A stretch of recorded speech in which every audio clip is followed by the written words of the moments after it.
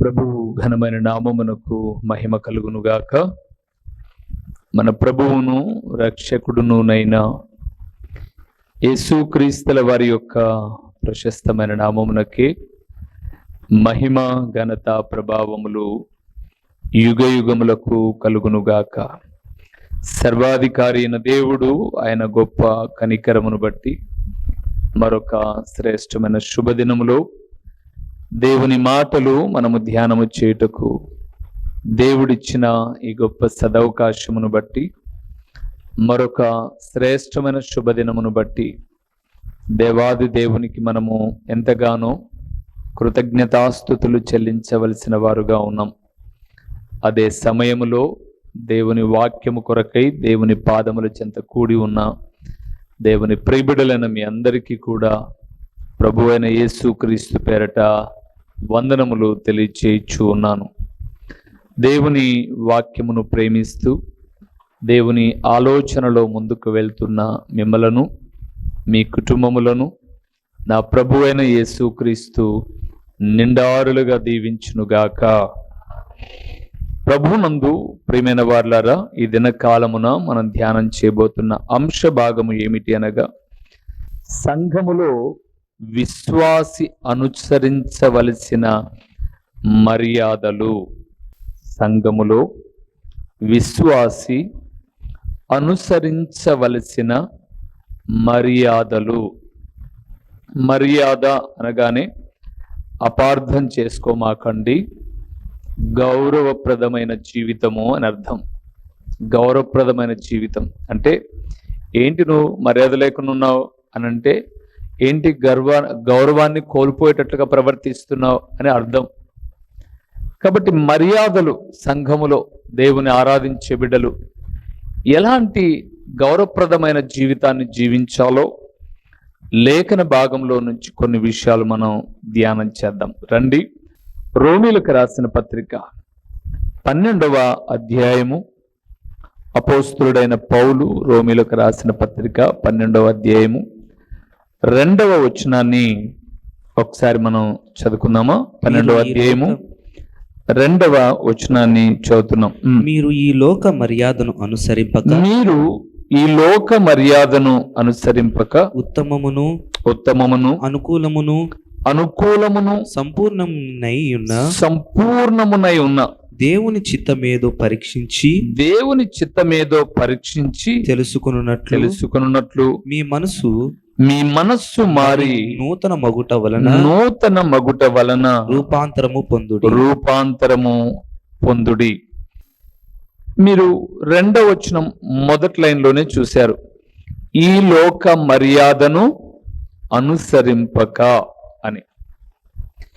దేవుని సంఘములో ఉన్న దేవుని ప్రియబిడ్డలైన వారట, వారు మర్యాదగా జీవించడము అనంటే దేవుని చిత్తము గ్రహించి బ్రతుకుట, అది మర్యాద. అక్కడ అన్నాడు, దేవుని చిత్తమేదో మీరు తెలుసుకొని పరీక్షించి తెలుసుకొనున్నట్లు మీ మనస్సు మారి నూతన మగుట వలన రూపాంతరము పొందుడి అన్నాడు. అంటే దేవుణ్ణి నమ్ముకున్న తర్వాత ఈ లోక గౌరవాలు కాదు, ఈ లోక మర్యాదలు కాదు. మనం ఏదైనా చేసేటప్పుడు లోకం ఏమనుకుంటుందో అనుకునే దానికన్నా దేవుడు ఏమనుకుంటాడో అనేది మర్యాదట. కానీ లోకంలో మనం ఏం చేస్తున్నాము అంటే, దేవుడు ఏమైనా అనుకోనివ్వండి, మన వాళ్ళు మనల్ని ఏమనుకోకుంటే చాలు, ఈ లోకం మనల్ని ఏమనుకోకుంటే చాలు అని అనుకుంటాం మనం. కానీ పౌలు భక్తుడు ఎంత చక్కగా మాట్లాడాడు చూడండి. ఈ లోక మర్యాదను మీరు అనుసరింపక ఉత్తమమును అనుకూలమును సంపూర్ణమునై ఉన్న దేవుని చిత్తమేదో మీరు పరీక్షించి తెలుసుకొనున్నట్లు. ప్రభునందు ప్రియులారా, అపోస్తులుడైన పౌలు ఒకప్పుడు లోక మర్యాదను అనుసరించేవాడు. తన ఆచారాలు, తన విధి విధానాలు అన్ని చెబుతూ వస్తాడు ఆయన సందర్భానుసారంగా. నేను యూదా మత ప్రవిష్టుడను, ఆ మతం మీద నాకు మక్కువ ఎక్కువ, ఆ మతానికి ఎవరు ద్రోహం చేసినా వాళ్ళని కత్తులతో పొడిచి చంపేవాన్ని అలాగ చెప్తాడు పత్రికలలో. అలాంటి నన్ను ఆయన గొప్ప కనికరము చేత రక్షించుకున్నాడు అని అంటూ గలతీలకు రాసిన పత్రికలో ఇంకా కొన్ని పత్రికల్లో ఆయన చెప్తాడు, నేను ప్రభు మెప్పు పొందగోరుచున్నానా మనుషుల మెప్పు పొందగోరుచున్నాను ఆయన అంటాడు.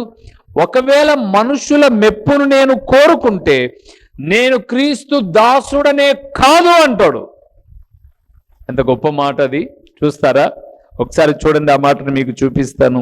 గలతీలకు రాసిన పత్రిక 1వ అధ్యాయము 10వ వచనాన్ని ఒకసారి మనం చూద్దాం. పౌలు ఏమంటారు చూడండి. ఇప్పుడు నేను మనుషుల దయను సంపాదించుకొని చూచుచున్నానా దేవుని దయను సంపాదించుకొని చూచుచున్నానా నేను మనుషులను సంతోషపెట్టగోరుచున్నానా? ఆ మాట చూడండి. నేనిప్పటికి మనుషులను సంతోషపెట్టు వాడనైతే క్రీస్తు దాసుడను కాకయే పోదును. చెప్తారు ఎవరైనా ఎట్లా? ఎంత సేవ చేస్తే మాత్రం అన్నా దేవుని చిత్తమే చేయాలన్నా, సంఘస్థులు ఒప్పుకోరన్నా, నొచ్చుకుంటారన్నా అంటారా? అనలేరు. కానీ పౌలు చాలా డేరింగ్ అండి ఆయన. అందుకే మనం చూస్తే యేసు ప్రభుల వారి శిష్యులు 12 మందిలో ఈయన లేడు, పిలువబడిన వాడు కాదు. మరలా చీటు వేసినప్పుడు యూదా ఇస్కరియోతు చనిపోయిన తర్వాత మత్తీ అనే పేరు వచ్చింది. అతను సేవలో ఉన్నట్లుగా చూడడం కానీ అపోస్తులుడైన పౌలు 11 మంది శిష్యుల కన్నా ఎక్కువ పత్రికలు రాశాడు, ఎక్కువ స్వార్థ ప్రయాణం చేశాడు, ఎక్కువ మందిని చేరుకున్నాడు. ఆయన అంటాడు, నేను మనుషులను సంతోషపెడితే, మనుషుల దయను పొందుకుంటే నేను దేవుని దాసుడను కానే. ఇప్పుడు మన దగ్గరకు వద్దాం. దేవుని బిడ్డలము అని చెప్పుకుంటాం, విశ్వాసులము అని చెప్పుకుంటాం, భక్తులము అని చెప్పుకుంటాం. కానీ దేవుని కన్నా మనుషులనే ఎక్కువగా సంతోషపరుస్తాం. అది మర్యాద కాదు, అది దేవుని గౌరవించినట్లు కాదు. దేవుని గౌరవించాల్సి వచ్చినప్పుడు మనుషుల దగ్గర ఖచ్చితంగా తిరస్కారమే ఎదురవుతుంది. అయితే మనుషులు తిరస్కరిస్తారని దేవుని తిరస్కరించాము అంటే ఒక దినాన ఖచ్చితంగా మనము క్రీస్తు దాసులముగా ఉండలేము. అందుకే మొదటిది దేవుని చిత్తాన్ని గ్రహించి ఈ లోక మర్యాదను అనుసరించకపోవడమే మర్యాదకరమైన జీవితం. కాబట్టి ప్రభునందు ప్రియులారా, ఏమన్నా ఆచారాలు చేయాల్సి వచ్చినప్పుడు, ఆడంబరాలకు చేయాల్సి వచ్చినప్పుడు, ఇది పూర్వం నుంచి ఉన్నది, అత్తకు నచ్చింది, మామకు నచ్చింది, వదినకు నచ్చింది, అన్నకు నచ్చింది, అమ్మకి ఇష్టం, నాన్నకి ఇష్టం కన్నా దేవునికి ఇష్టమా లేదా అని ఒక్కసారైనా మనము ఆలోచించేయాలి. చేసేది అది దేవుని చిత్తము కాకపోతే అది దేవుని మర్యాదను మనము గౌరవించినట్లు కాదు. రెండవది ఏంటో చూద్దాం. అక్కడే రోమీయులకు రాసిన పత్రిక 13వ అధ్యాయము 13, 14 వచనాలు కలిసి ఉన్నాయి. ఏది మర్యాదో ఒకసారి మనం చూద్దాం. 13, 14 వచనాలు 13వ అధ్యాయము రోమీయులకు రాసిన పత్రిక. అల్లరితో కూడిన మర్యాద అనే పదం లేకుండా నేను ఈరోజు చెప్పను. అల్లరితో కూడిన ఆటపాటలైనను, మత్తైనను లేకయు, కామ విలాసములైనను, పోకిరి చేష్టలైనను లేకయు, కలహమైనను, మత్సరమైనను లేకయు, పగటి యందు నడుచుకున్నట్టు మర్యాదగా నడుచుకుందాం. మెట్టుకు ప్రభు అయిన యేసుక్రీస్తును ధరించుకొనిన వారై శరీరేచ్ఛలను నెరవేర్చుకొనుటకు శరీరము విషయమై ఆలోచన చేసుకొనుడి. రెండవది ప్రియులారా, దేవుని సంఘములో మర్యాద ఏమిటి అనగా శరీర విషయము ఆలోచన చేయక పరిశుద్ధముగా నడుచుకొనుటే మర్యాద. అర్థం అవడానికి అక్కడ 2 విషయాలు చెప్పాడు. 13వ వచనము 14వ వచనాన్ని చూస్తున్నప్పుడు అల్లరితో కూడిన ఆటపాటలు, మత్తు, కామం, పోకిరి, కలహం, మత్సరం ఇలాంటివి కొన్ని చెప్పాడు. అంటే యేసు ప్రభులోకి రాకముందు ఇలాంటి లక్షణాలకు మనం దగ్గరగా ఉన్నాం. శరీరేచ్ఛలకు యేసు ప్రభుల వారిని మన స్వరక్షకునిగా అంగీకరించి ఆయనను మన ప్రభువునిగా స్వీకరించి ఆయన నామములో రక్షించబడి బాప్తిస్మమును పొంది ఆయన అడుగుజాడల్లో నడుచుటకు తీర్మానించుకున్న మనము ఆ మునుపు శరీరేచ్ఛలకు శరీర కార్యములకు మరలా వెళ్ళకోకుండా బ్రతకడమే మర్యాద. మర్యాద అంటే పూర్వం ఎట్లా చేశామో ఇప్పుడు అట్లా చేయడం మర్యాద కాదు. దేవుణ్ణి నమ్ముకోకముందు ఎలాగ బ్రతికామో నమ్ముకున్న తర్వాత కూడా అలాగే బ్రతకడం మర్యాద కాదు. మర్యాద కాదు. అదే చెప్పాడు ఆయన. పూర్వం ఇలాగున్నాము, మర్యాదగా లేకోకుండా ఉన్నాము, కానీ ఇప్పుడు ప్రభువును స్వీకరించాం. శరీర విషయమైన ఆలోచనలు లేకుండా పరిశుద్ధముగా బ్రతుకుట మర్యాద. ప్రభువునందు నాకు ప్రియమైన వారలారా, ఈరోజు ఈ వాక్యం వింటున్న దేవుని కుమారుడా కుమార్తె, మిమ్మల్ని మీరు పరీక్షించుకోండి, నన్ను నేను పరీక్షించుకుంటాను. దేవుని నమ్ముకోకముందు మనం ఎలాగున్నాం, నమ్ముకున్నాక ఎలాగున్నాం? ఏమైనా అప్పటికి ఇప్పటికీ మార్పు కలిగిందా లేదా? అక్కడ చాలా విషయాలు చెప్పాడు. అల్లరితో కూడిన ఆటపాటలు, మత్తైనను, కామ విలాసమైనను, పోకిరీ చేష్టలైనను, కలహమైనను, మత్సరమైనను లేక అన్నాడు. మన పిల్లలు ప్రార్థనకు రాకముందు వాళ్ళ వే ఆఫ్ డ్రెస్ ఎలాగుంది, వాళ్ళ హెయిర్ స్టైల్ ఎలాగుంది, వాళ్ళ మాట తీరు ఎలాగుంది, ప్రార్థనకు వచ్చి వెళ్ళేటప్పుడు వాళ్ళు ఏం మారారు? సరే, సేవకుడు ప్రతి ఒక్కరిని పేరు పేరు పెట్టి అడగకపోయినా, సేవకుని దగ్గర ఆదివారం 2:30 గంట మాత్రమే కనపడిపోయినా 24 గంటలు మీకు ఇంట్లో కనపడతారు కదా. ఏంట్రా కటింగు, ఏంట్రా డ్రెస్సు? మనం నమ్ముకున్న దేవుడు, మనం ఆరాధించే విధానం ఏంటి? నీ వ్యక్తిత్వం, నీ తీర్మానం ఏంటి? అంటే నువ్వు ప్రార్థనకు వస్తున్నావు, బ్యాప్టిజం పక్కన పెట్టండి, ప్రార్థనకు వస్తున్నావు కానీ నీలో ఏం మార్పు లేదేమరా అని 1కి 10 సార్లు అమ్మా నాన్నలు గద్దించి హెచ్చరిస్తూ ఉంటే, 10 సార్లు మాట్లాడితే కనీసం 11వ మీరు ప్రార్థన చేసి వారిని హెచ్చరించినందుకు వారిలో మార్పు కలుగుతుంది. కానీ నన్ను అడిగితే చెప్తాను, వాళ్ళు సగం పాడైపోయి నాశనం కావడానికి కారణము ఎవరైనా ఉన్నారు అంటే 150 రూపాయలు 200 చేతికిచ్చి స్టైల్ కటింగ్ కొట్టించుకోపోరా అని చెప్పే అమ్మా నాన్నలు మొదటి స్థానంలో ఉన్నారు. ఇప్పుడు చెప్పండి, మందిరానికి రాకముందు వచ్చిన తర్వాత ఏం మార్పు? దేవుడు అంటున్నాడండి, నేను అనట్లేదు. దేవుని చిత్తము గ్రహించి బ్రతుకుట మర్యాద. రెండవది, శరీర విషయమైన ఆలోచనలు లేకోకుండా పరిశుద్ధంగా బ్రతకడం మర్యాద. ఈరోజు చాలా మందిరాలకు వెళ్తున్న పిల్లలకు ఏం లేదు, మర్యాద లేదు, క్రమం లేదు. ఇంకా దౌర్భాగ్యం విషయం ఏంటంటే, వాక్య జ్ఞానము లేని సేవకులు తయారైపోయారు లోకంలో.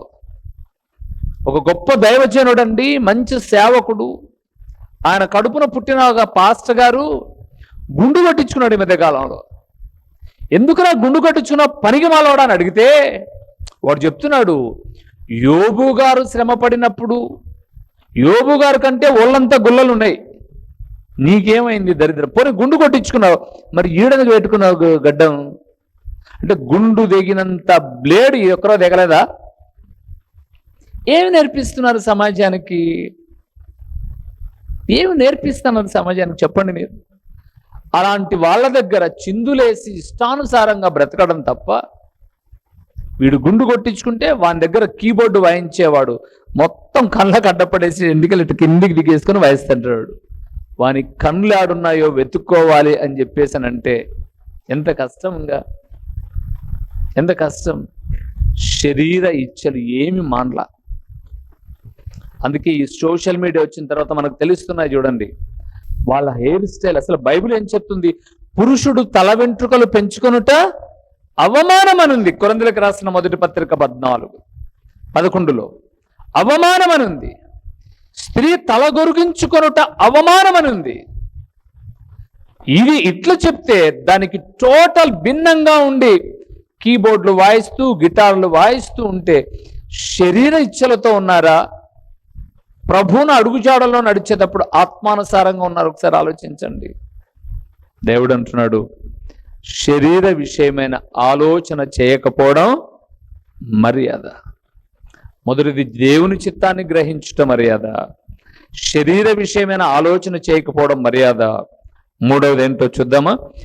రాజులు 2వ గ్రంథము 17వ అధ్యాయము 27, 28 ఉన్నాయి. ఒకసారి మనం చదువుకుందాం. 27, 28 వచ్చినాం. అష్షూరు రాజు అచ్చటి నుండి తేబడిన యాజకులలో ఒకనిని అచ్చటికి మీరు తోడుకొని పోవుడి. అతడు అచ్చటికి పోయి కాపురముండి ఆ దేశపు దేవుని మర్యాదను వారికి నేర్పవలనని ఆజ్ఞాపించెను. కాగా షోమ్రోనులో నుండి వారు పట్టుకొని వచ్చిన యాజకులలో ఒకడు వచ్చి బేతేలు ఊరిలో కాపురం ఉండి యెహోవా యందు భయభక్తులుగా ఉండదగిన మర్యాదను వారికి బోధించెను. చాలు. మూడవది ప్రియులారా, దేవుని యందు భయభక్తులు నేర్పించడం మర్యాద. అక్కడ 2 విషయాలు మనం చూస్తాం. ఒకటి, పాస్టర్ గారు నేర్పించాలి సంఘానికి మర్యాద. రెండవది, తల్లిదండ్రులు నేర్పించాలి పిల్లలకు మర్యాద.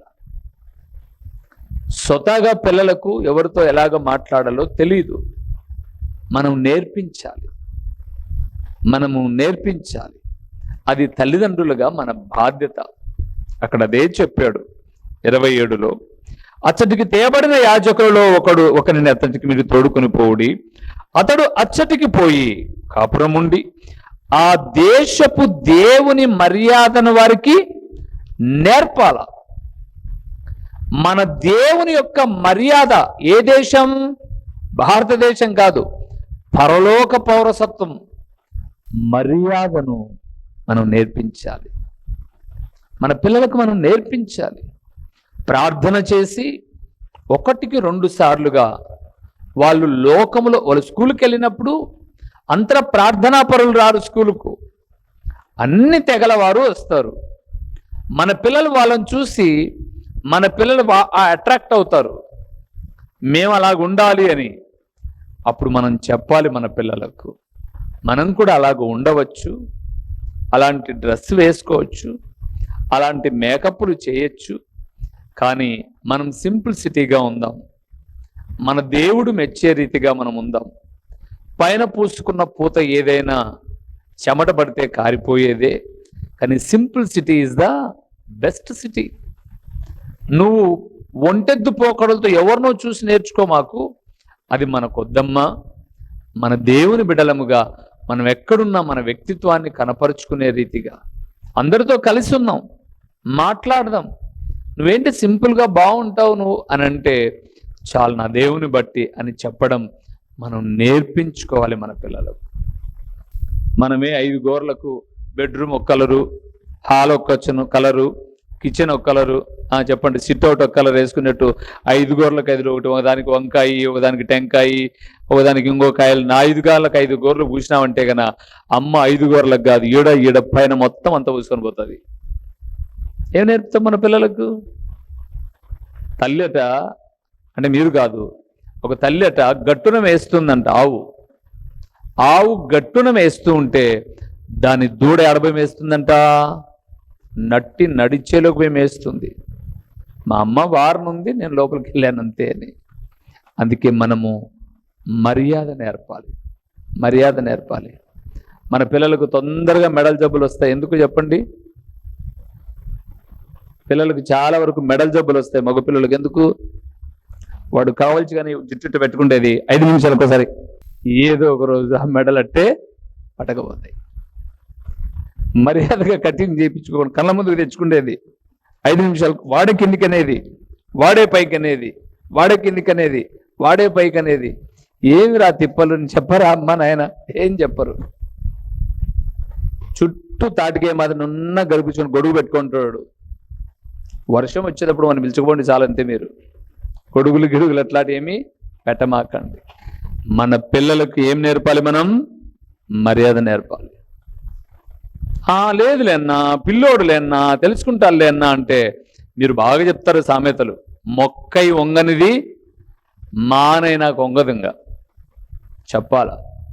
పిల్లలకు నేర్పించాలి. వద్దు నాన్న, ప్రేమగా దగ్గరకు తీసుకొని అన్నం పెట్టి వాడు తినేటప్పుడు, ఆడపిల్ల అయినా మగపిల్ల అయినా తినేటప్పుడు కూర్చొని ప్రేమగా, వద్దు నాన్న లోకం బాగలేదు, సో మనం దేవుని బిడ్డలం, మనం లోకమంతా చెడిపోయింది, ఇలాగుంటే మనం పాడైపోతామని మన పిల్లలకు మనము మర్యాదను నేర్పాలి.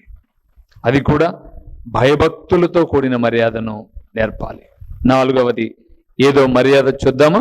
కొరింథీయులకు రాసిన మొదటి పత్రిక 13వ అధ్యాయము 5వ వచనాన్ని చూద్దాం. కొరింథీయులకు రాసిన మొదటి పత్రిక 13వ అధ్యాయము 4-5 వచనాలు చూద్దాం. 4-5 వచనాలు చూద్దాం. ప్రేమ దీర్ఘకాలము సహించును, దయ చూపించును, ప్రేమ మత్సరపడదు, ప్రేమ డంబముగా ప్రవర్తింపదు, అది ఉప్పొంగదు, అమర్యాదగా నడువదు. చాలు. 4వది ప్రేమ కలిగి ఉండుట మర్యాద. ప్రేమకేమి లేదట, అమర్యాద అన్నాడు. ఆ 4వ వచనంలో అన్ని చెబుతూ ప్రేమ దీర్ఘకాలం సహిస్తుంది, దయ చూపిస్తుంది, మత్సరపడదు, డంబం ప్రవర్తించదు, ఉప్పొంగదు అని చెబుతూ అమర్యాద అంటే మర్యాద లేకుండా నడుచుకోదు. ప్రేమ మర్యాదను కలిగి ఉంటుంది, మర్యాదను నేర్పిస్తుంది ప్రేమ. అందుకే అక్కడ మనం ఈ 13వ అధ్యాయం అంతా ప్రేమ కొరకే ఒక అధ్యాయం, పౌలు భక్తుడు ఒక అధ్యాయం. ఈ అధ్యాయములో ప్రేమ యొక్క లక్షణాలు అద్భుతకరంగా వివరిస్తూ వచ్చాడు. ప్రేమ ఉన్న చోట అమర్యాద ఉండదు, మర్యాద ఉంటుంది. మీరు ఎక్కడైనా గమనించండి, ప్రేమ లేదనుకోండి ఎగతాళ్ళు ఉంటాయి, ఎగతాళి చేస్తారు. ప్రేమ లేదనుకోండి చిన్న చూపు చూస్తారు. ప్రేమ లేదనుకోండి దయగా మాట్లాడరు, గర్వంగా మాట్లాడతారు. కానీ ప్రేమ ఉన్న చోట వీటికి భిన్నంగా ఉంటాయి. అందుకే మనము సియోను కుమార్తెలు, యెషయా గ్రంథం 3వ అధ్యాయం 16వ వచనాన్ని చూస్తున్నప్పుడు సియోను కుమార్తెలు అంటారు, గర్విష్ఠురాన్లై మెడ చాచి నడుచుచు, ఓరచూపులు చూచుచు, తమ కాళ్ళ గజ్జెలు మోగించుచున్నారు అంటాడు 3వ అధ్యాయం 16వ వచనంలో. ప్రేమ లేని చోట ఏ చూపులుంటాయి? ఓర చూపులుంటాయి, చిన్న చూపులుంటాయి, గర్వపు లక్షణాలు ఉంటాయి, మెడ చాచి నడవడం ఉంటుంది. ప్రేమ ఉన్న చోట తగ్గింపు ఉంటుంది, ప్రేమ ఉన్న చోట దయ ఉంటుంది, ప్రేమ ఉన్న చోట అతిశయం ఉండదు, తగ్గింపు, దీనత్వం ఉంటుంది. అందుకే ప్రేమ కలిగి నడుచుకోవడం ఒక మర్యాద, ఒక మర్యాద. మొదటిది దేవుని చిత్తాన్ని గ్రహించడం మర్యాద. 2వది పరిశుద్ధంగా నడుచుకునే దానికి శరీర విషయాలు ఆలోచన చేయకపోవడం మర్యాద. 3వది దేవుని యందలి భయభక్తులు మన పిల్లలకు నేర్పించడం మర్యాద. 4వది ప్రేమ కలిగి ఉండుట మర్యాద. ఇంకొక మాట కూడా చెప్పి ముగిస్తాను. పరుల జోలికి పోకుండా సొంత పనులు చేసుకోవడం మర్యాద. ఎవరి జోలికి పోకుండా? పరుల జోలికి పోకుండా. నేను దినాన జయమ్మ కాలనీలో ఆ పని నిమిత్తమై వెళ్ళి వస్తున్నప్పుడు అక్కడ కొంతమంది నాతో స్త్రీలు మాట్లాడుతున్నారు. వాళ్ళు చెప్తున్నారు, అన్నా మేము దేవుని నమ్ముకొని బైబుల్ చేత పట్టుకొని ఏదో ఆటో కోసం వచ్చి రోడ్డు మీద నిలబడుకుంటాం, ఇంటి దగ్గరికి రావు కదన్న ఆటోలు, రోడ్డు మీదకి వచ్చి నిలబడుకుంటాం. ఆటో మీరేమో మమ్మల్ని చక్కగా రండి, శుభ్రంగా రండి అంటారు, మేము కూడా శుభ్రంగా రావాలి. ఎక్కడన్నా బంధువులకు పెళ్ళిళ్ళకి వెళ్తే శుభ్రంగా వెళ్తాం. నా దేవుని ఇంటికి మందిరానికి వెళ్ళేటప్పుడు బాగా రావాలని వస్తాం. అప్పుడు మా మీద అసూయ కలిగిన వీళ్ళందరూ అంటారంట, ఆ దారిలో పోతున్న కోడినో కుక్కనో దృష్టిలో పెట్టుకొని కడతావే నువ్వు చీర, రకరకాల చీర కడతావే అంటారంట.